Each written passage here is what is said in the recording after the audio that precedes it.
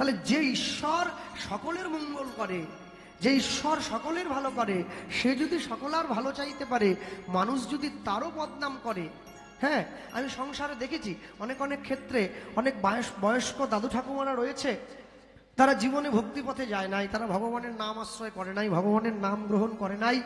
যখন নাতনি গিয়ে সেই ঠাকুমার পায়ে হাত দিয়ে প্রণাম করে, ঠাকুমা তার নাতনিকে আশীর্বাদ করে, কি তুই 100 ছেলের মা হবি। এটা আশীর্বাদ হলো না, এটা অভিশাপ হলো।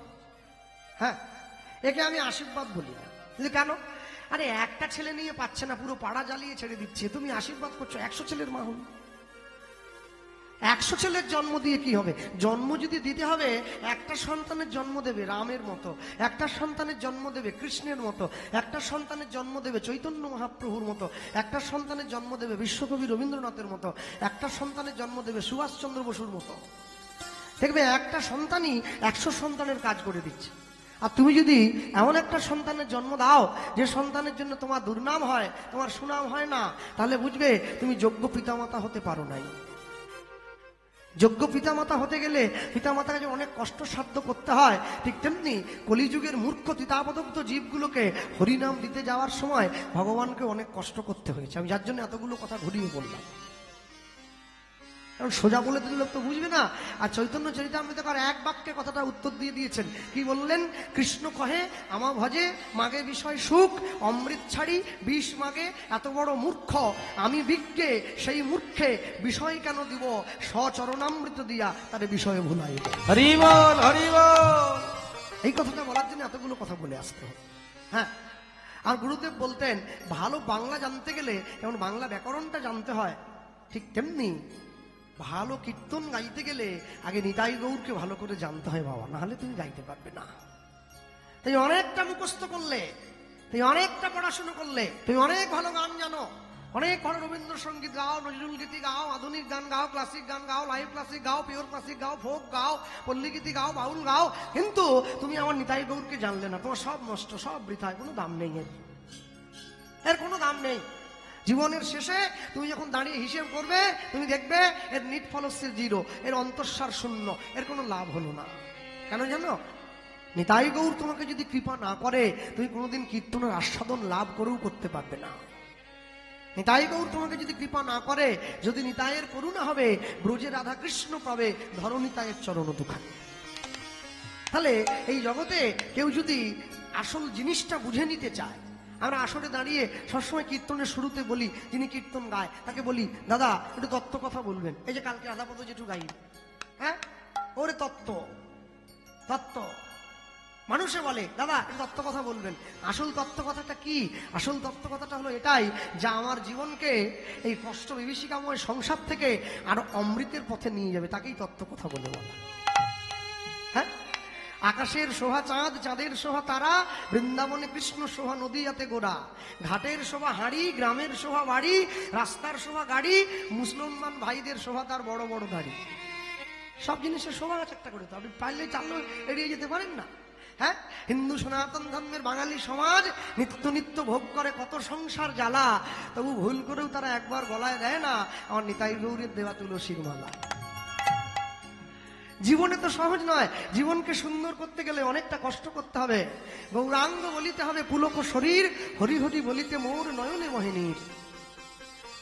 আমার দাদুগুরু বলতেন, যেদিন দেখবে তুমি হরি নাম গাইতে গিয়ে, তুমি কৃষ্ণ নাম গাইতে গিয়ে তুমি গাও নাই, তুমি শুনতে বসেছ, আর শুনতে বসে সকলার অলক্ষ্যে যিনি গাইছেন তার মুখের কথা শুনে, তার মুখের গৌর প্রেমের অনুরাগের কথা শুনে তোমার চোখে জল এসেছে, সেদিন তুমি জানবে কোথাও না কোথাও একটি বারের জন্য হলেও সে তোমাকে কৃপা করেছে। আর যেদিন তুমি জানবে তার নাম বলতে গিয়ে তোমার চোখে জল এসেছে, সেদিন জানবে জগতে তোমার সামনে সমস্ত পথগুলো পরিষ্কার হয়ে গেছে, তোমাকে আটকে রাখার ক্ষমতা জগতের কারণ নেই। কারণ নেই।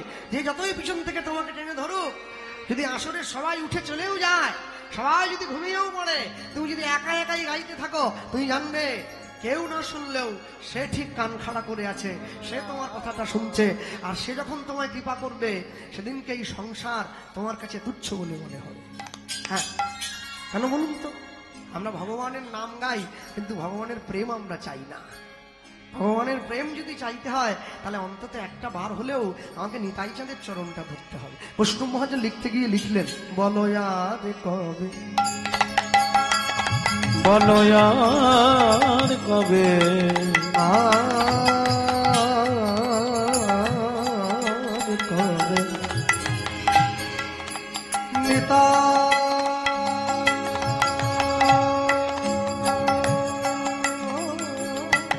চাঁদ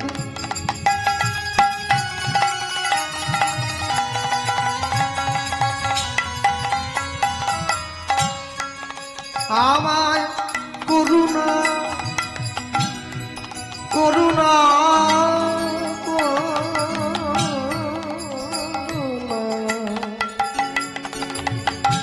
করুণা করিবে, বলো আর কবে নিতাই চাঁদ, দয়াল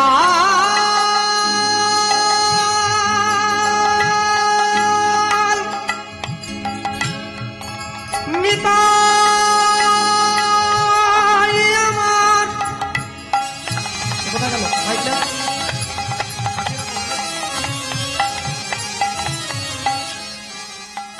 নিতাই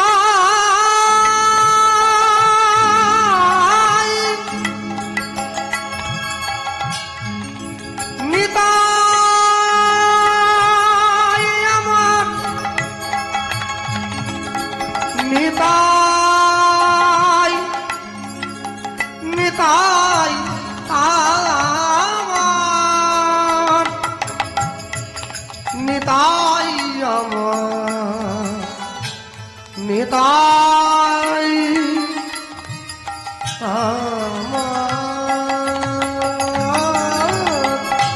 বলো আর কবে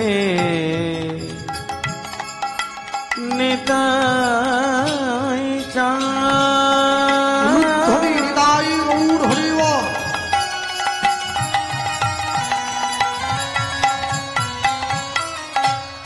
করুণা করুণা করুণা আহা করুণা করিবে,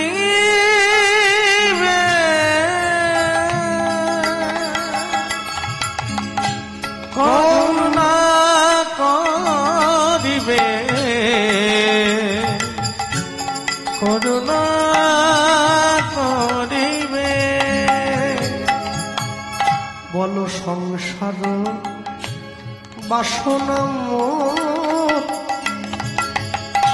কবে তুচ্ছ হবে, অগ সংসার বাসনা মোর কবে তুচ্ছ হবে, বল বিষয় ছাড়িয়া কবে শুদ্ধ হবে মন, কবে হাম হে গাব মধুর বৃন্দাবন, অগ কবে হাম হেরব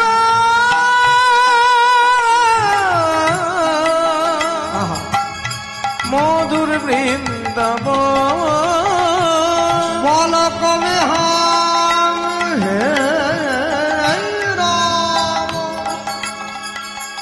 মধুর বৃন্দাবন, অগ কবে হাম হেরব মধুর বৃন্দাবন, মধুর বৃন্দাবনে আমি কবে বা যাব, মধুর বৃন্দাবনে কবে বা যাব, মধুর বৃন্দাবনে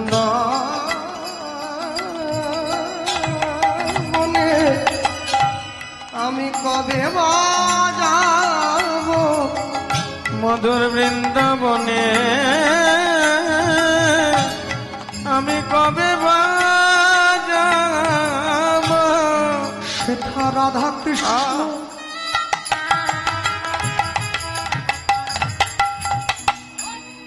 যুগল চরণ নিরখিব মধুর বৃন্দাবনে আমি কবে বাজাব আমার ভবে আসা যাওয়া সফল হবে মধুর বৃন্দাবনে কবে বাজাব তবে ব্রজের ধুলায় গড়া গড়ি দেব মধুর বৃন্দাবনে কবে বাজাব আমার সংসার বাসনা ত্যাগ হইবে মধুর বৃন্দাবনে কবে বাজাব আমি তোমার চরণে শরণ লইব বৃন্দাবনে কবে বাজাব আমার আশা যাওয়া সফল হবে বৃন্দাবনে কবে বাজাব আমি তোমার চরণে শরণ লইব বৃন্দাবনে কবে বাজাব আমি ওই চরণে শরণ লইব মধুর বৃন্দাবনে কবে বাজাব বলি ব্রজের দ্বারে দ্বারে ঘুরিয়া বেড়াইব বৃন্দাবনে কবে বাজাব তবে সাধু গুরু বৈষ্ণবের কৃপা পাব বৃন্দাবনে কবে বাজাব আমার ভবে আসা যাওয়া সফল হবে বৃন্দাবনে কবে যাব আসা যাওয়া সফল হবে বৃন্দাবনে কবে যাব বৃন্দাবনে কবে যাব বলি কবে খাব যাব মধুর বৃন্দাবন কবে আমি রব মধুর বৃন্দাবন। অনেক অনেক জায়গায় দেখা যায় কীর্তন হয়ে যাওয়ার যখন কীর্তন শুরু হয় আসতে কথা না কীর্তন হচ্ছে এখন কীর্তন চলতে চলতে যিনি কীর্তন গাইছেন তার কীর্তনটা শ্রোতাবর্গের খুব ভালো লেগেছে এখন এই এই এই এই যারা বসে আছে দাঁড়িয়ে আছে চারদিকে ঘুরছে এদিক ওদিক তাদের মধ্যে কোনো একজন হৃদয় সম্পন্ন ব্যক্তি সে মনে মনে ভাবছে ছেলেটা এত ভালো গাইছে একটু উৎসাহিত করতে হয় ওকে কি করে উৎসাহিত করবে একটা সেফটি পিনে করে একটা 500 টাকার নোট নিয়ে মানে যে গাইছিল আর কি ওকে গিয়ে বুকে গেঁথে দিল মাইকে বলল যে অমুক বাবুর গান শুনে আমাদের আসরের যিনি শ্রোতা এসেছিলেন কীর্তন শোনার জন্য হ্যাঁ খুলে দাও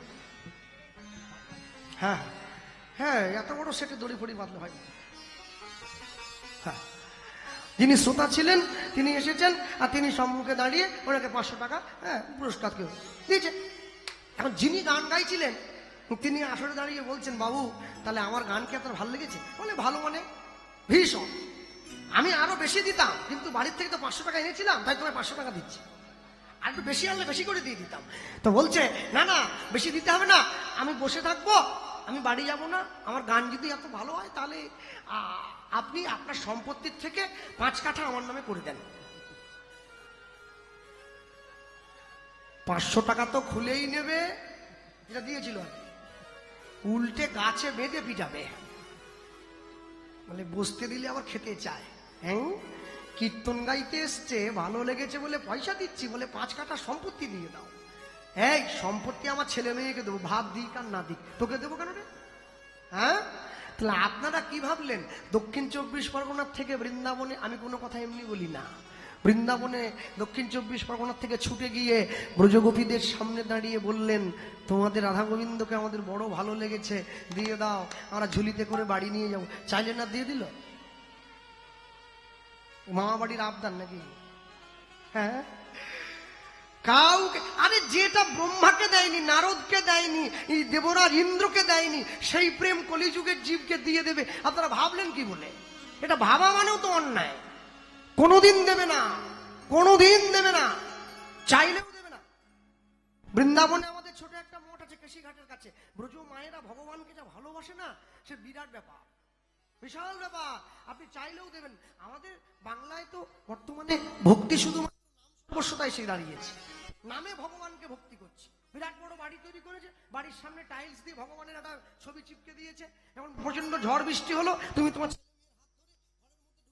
দরজা দিয়ে দিলে, আর যত ধুলো কাদা মাটি ভগবানের গায়ে গিয়ে, কি ভালোবাসা ভগবানের। হ্যাঁ, এটাকে বলে বিধি ভক্তি। জপের মালা হাতে নিয়ে তুমি সকালবেলা উঠে সবজির দোকানে চলে যাও, মালা করছো, সবজি কিরে আলু কত রে, কিরে পটল, তুমি কোনটা করছো? মালা করছো না নাম করছো? নাম সবজি কিনছো, কোনটা করছো বলো? এত সহজ নাকি? যাইবে দক্ষিণে বলিবে পশ্চিমে, দাঁড়ায় উত্তর মুখে, গোপনের প্রেম গোপনে রাখিবে, থাকিবে পরম সুখে।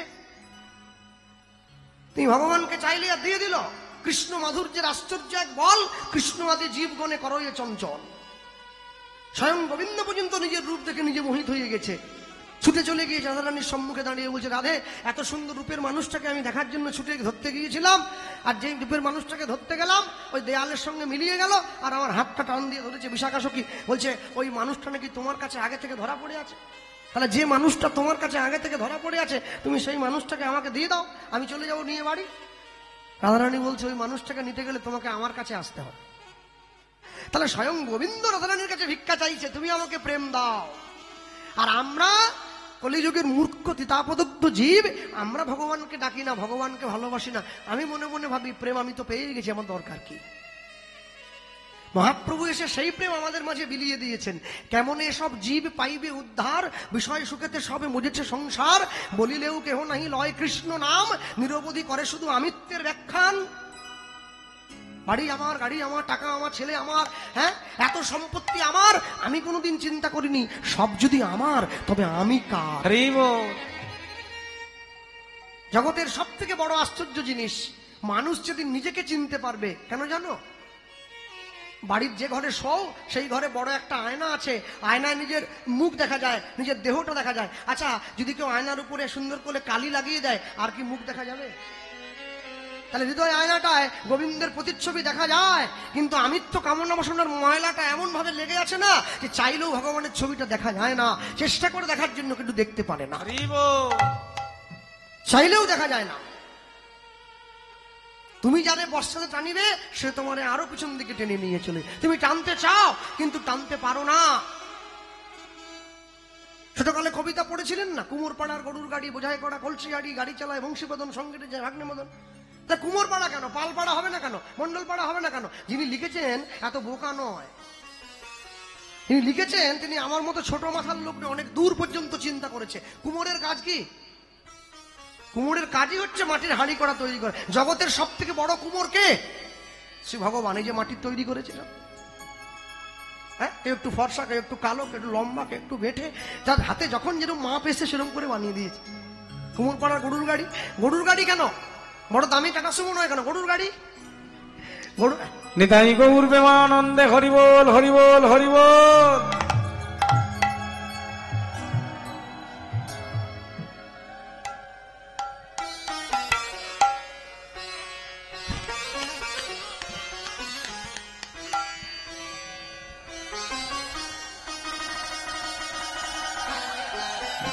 হরিবোল হরিবোল হরিবোল।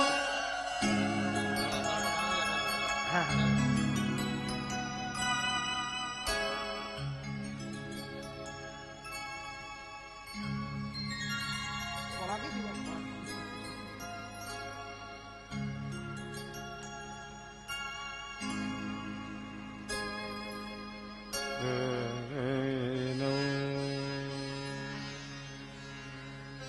হ্যাঁ, এত সুন্দর উত্তরে ওটাই যে রাধা রাধা লেখা আছে না, তা আমি তো ব্রজে গিয়ে কিনে নিয়েছিলাম 8-10টা, পরে গান গাইবো, আসলে গায়ে দেবো।